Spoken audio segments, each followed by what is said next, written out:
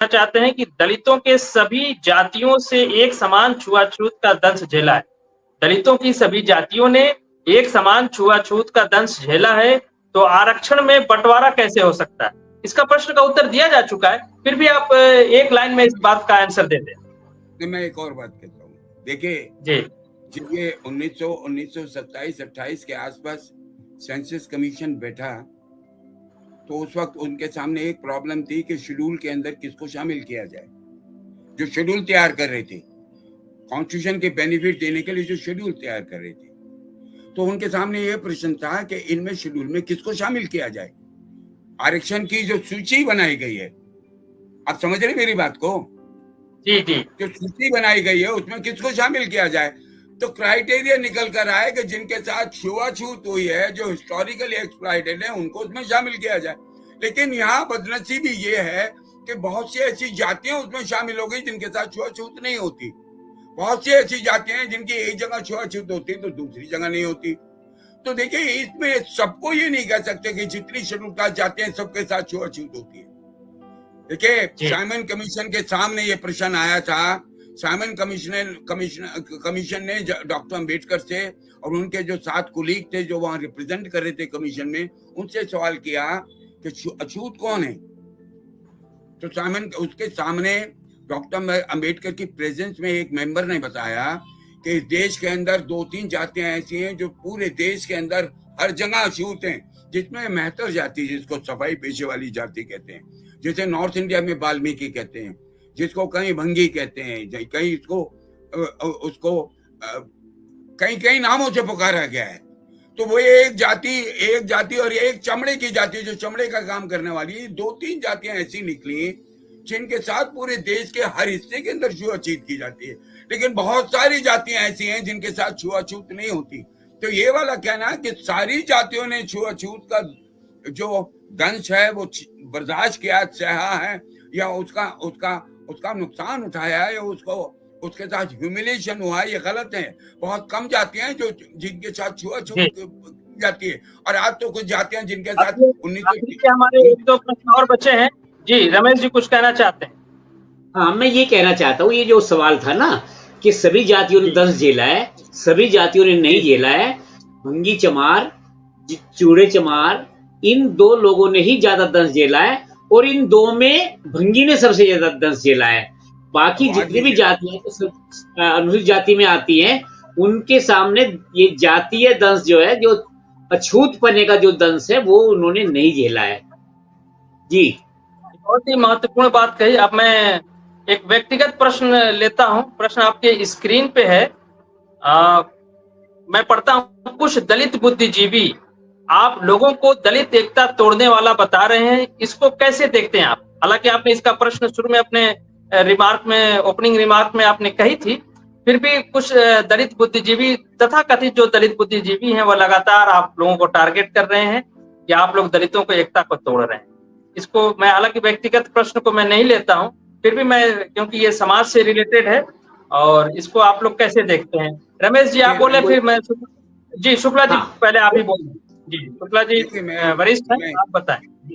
मैं तो इसका जवाब ये दूंगा कि इनको आजादी है, वो हमें गालियां दें, कुछ भी करें, क्योंकि हम वंचितों की लड़ाई लड़ते हैं तो उनकी गालियां तो खानी पड़ेगी। लेकिन इनमें ये जिन बुद्धिजीवियों की आप बात करें, कभी इनमें इतनी शक्ति, इनमें ताकत नहीं आई कि हमारे साथ बैठ के बहस कर रहे हैं। मैंने ओपन हिंदुस्तान के लोगों से बहस करने की बात कही है कि आप हमारे सामने आ जाइए, हम समाज को कहां बांट रहे हैं। अच्छा, फिर समाज एक कब था? चलिए मैं आपसे बात करता हूं, समाज एक कब था? इन्होंने हमें अपना कब माना है? मैं महाराष्ट्र की ऐसी जगह बता सकता हूँ, महार जाति की जो बस्तियां हैं, उन बस्तियों से सफाई कर्मचारी निकल नहीं सकता। जी, आप कह रहे हैं हम अछूत हो, हम अछूत लोग, हमसे जो ताकतवर जाते हैं वो हमसे छुआछूत करती हैं।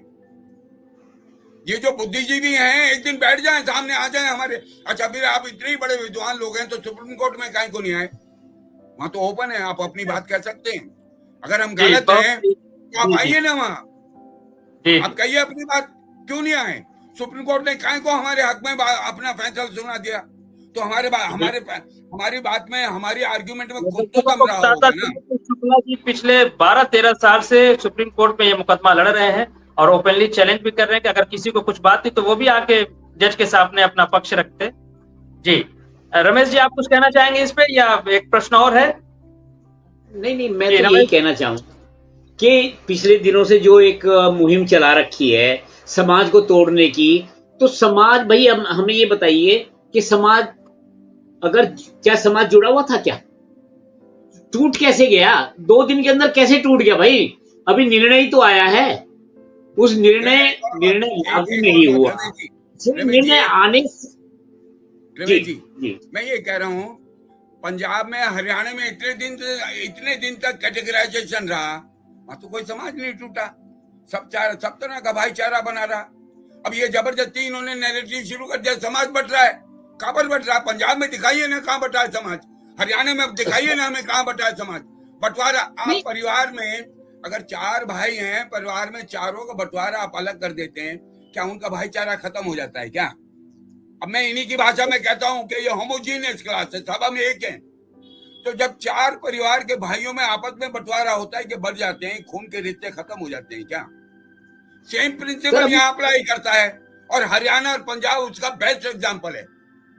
ये जितने बुद्धिजीवी अपने आप को बुद्धिजीवी कह रहे हैं, इनके दिमाग में पता नहीं क्या भूसा घुसा हुआ है, बस उसका विरोध करना है कि हमें आरक्षण क्यों मिल रहा है, हमको क्यों आरक्षण मिल रहा है, दलितों को आरक्षण क्यों मिल रहा है।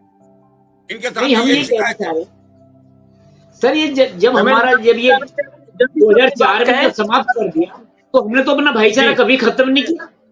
हमने क्या किया? हमने तो कोई नाराजगी व्यक्त नहीं की, कभी नाराज नहीं हुए, कभी कोई विरोध नहीं किया, कुछ भी नहीं किया। हमने तो मुंह से आवाज नहीं निकाली, चुपचाप हम सुप्रीम कोर्ट में चले गए थे, हमारा वो एक्सेप्ट हुआ, तो भाईचारा तो बना ही रहा ना।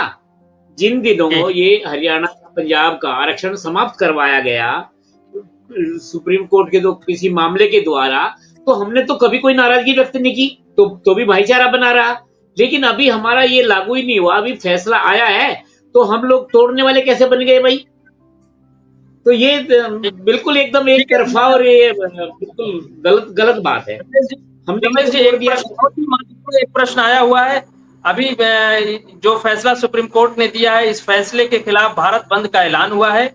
इस भारत बंद के ऐलान को आप क्या अपोज कर रहे हैं, सपोर्ट कर रहे हैं? इसे महादलित समाज जो है क्या उसमें शामिल होगा? आपको क्या लगता है? हाँ, देखिए ये हमारे पक्ष में फैसला आया है, तो हम इस फैसले के विपक्ष में कैसे जा सकते हैं? ये तो हमारे पक्ष में आया है ना भाई। हमारा का मतलब है कि हम एक अकेले वाल्मीकि नहीं है, इसमें बहुत सारी जातियां हैं, एक जाति नहीं है, बहुत वंचितों के बहुत सारी जातियां हैं। ये हम बहुत सारे लोगों का हमारे पक्ष में आया है, तो ये देखिए उन्हें तो हमारा समर्थन करना चाहिए, हौसला अफजाई करनी चाहिए, हमें आगे पुशअप करना चाहिए कि भाई आपके पक्ष में आया, कोई बात नहीं, अगर आप में कोई कमी होगी, एनएफएस अगर होता है तो हम आपके लिए भी कुछ प्रयास करेंगे। तो ये जो है भाईचारा बनाने के बजाय जो है हमें एकदम विलेन बना के डाल दिया, बताइए। तो ये तो बात है। शुक्ला जी, रमेश जी, क्या आपको नहीं लगता कि इस तरह के भारत बंद का ऐलान करने से समाज के अंदर भी एक दुराव पैदा हो सकता है, विमर्श पैदा हो सकता है, लोग सड़क पे एक दूसरे के सामने आ सकते हैं? क्या इसको टाला नहीं जा सकता? क्या ये करना जरूरी है? शुक्ला जी, आप इस पे कुछ बात कहें।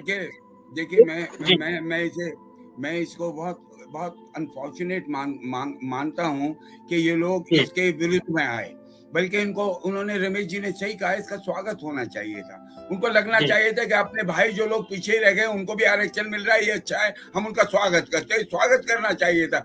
लेकिन आज ये नंगे हो गए ये कहकर कि हमको उसका आरक्षण का लाभ ना मिल जाए। इन लोगों ने अपनी असली सूरत दिखा दी है पूरे देश को। ये कितने अम्बेडकरवादी हैं, कितने न्याय पसंद लोग हैं, ये नंगे हो गए इनके सामने। आज